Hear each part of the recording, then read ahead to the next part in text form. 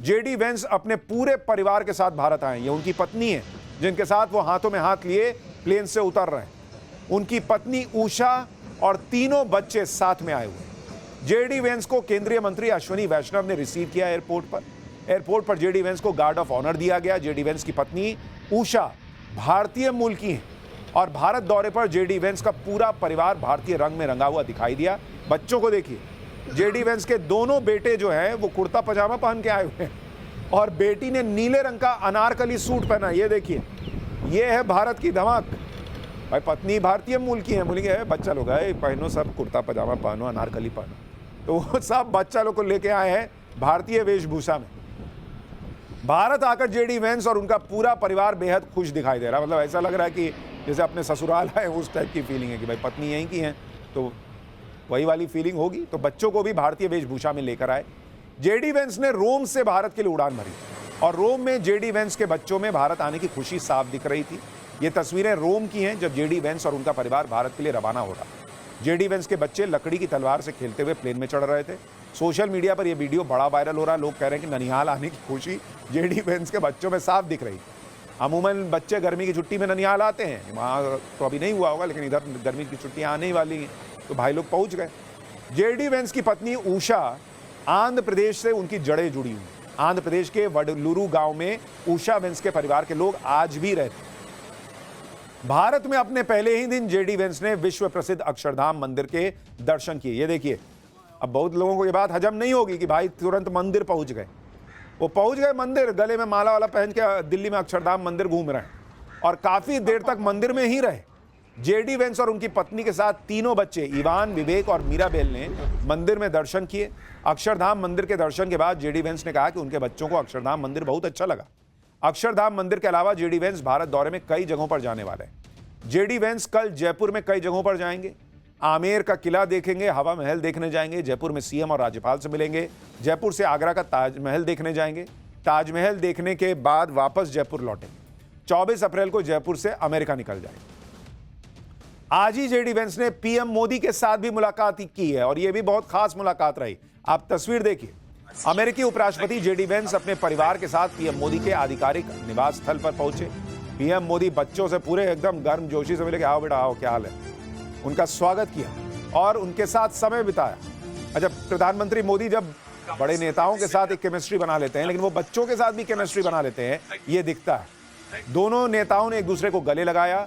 तीनों बच्चों से पीएम मोदी ने मुलाकात की। पत्नी उषा वेंस भी वहां मौजूद थी।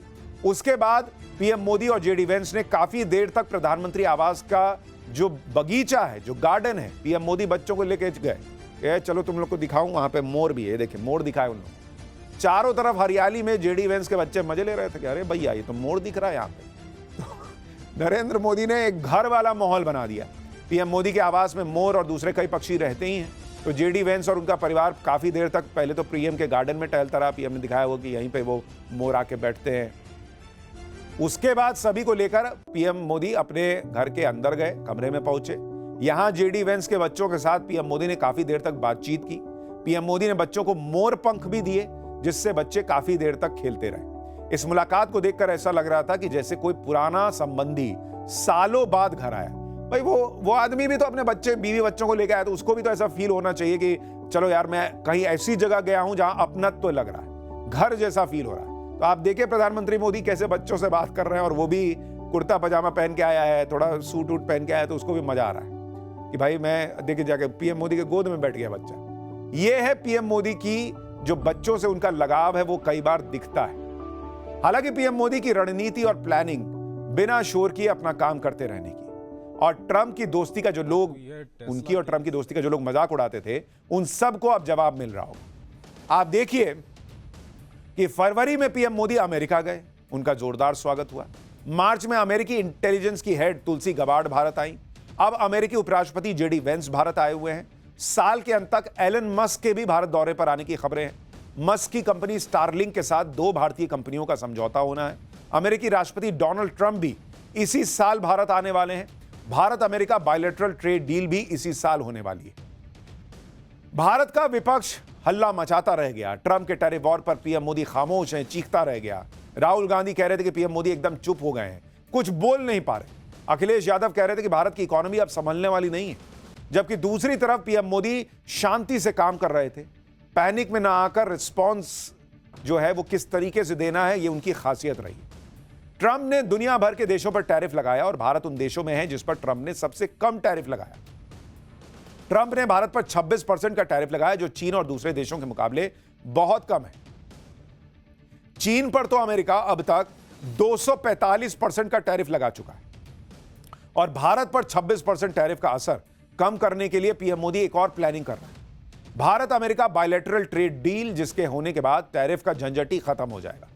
और आप देखिए जेडी वेंस का यहां आना, अमेरिका के नंबर 2 का यहां आना चीन के लिए भी बड़ा मैसेज है। भारत का प्लान क्या है? सूत्रों के मुताबिक भारत ने अमेरिका के बायलैटरल ट्रेड डील का ब्लूप्रिंट तैयार कर लिया है।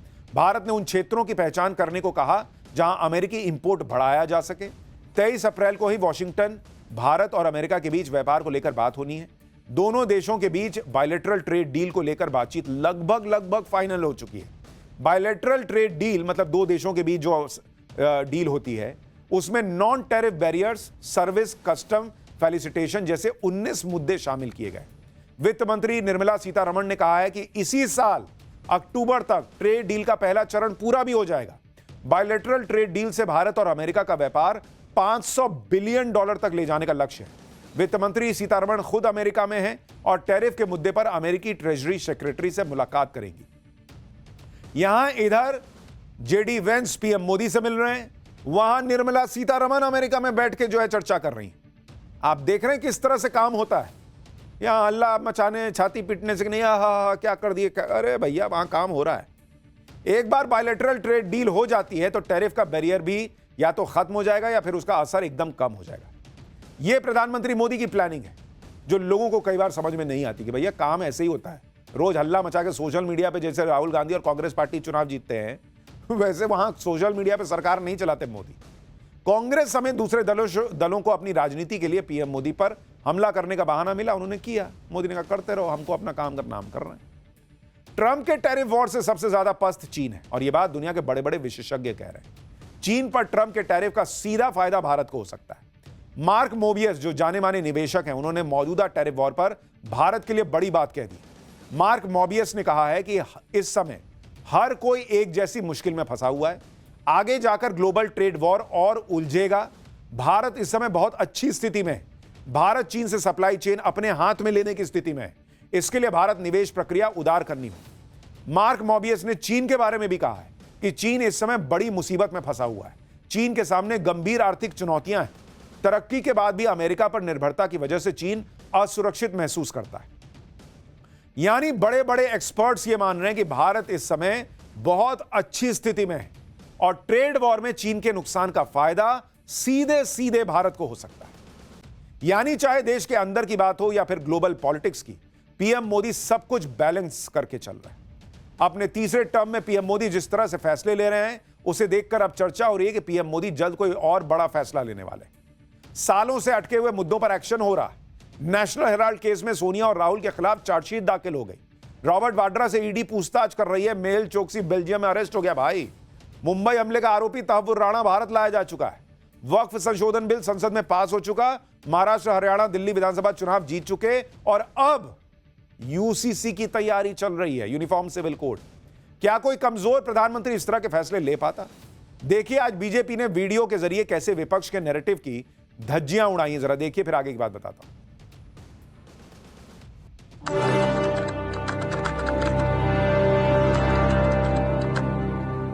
जैसे राहुल गांधी जी ने कहा कि हम चुप बैठे नहीं, जब भी हमें मौका मिले सरकार को। मोदी जी को एक तो मैंडेट नहीं है और माइनॉरिटी गवर्नमेंट है। ये गवर्नमेंट कभी भी गिर सकती है। This is not going to be a stable government. Everybody knows that. My mother raised me as the kindest and the sweetest person you'll ever met. But if you mess with me, then I will show you.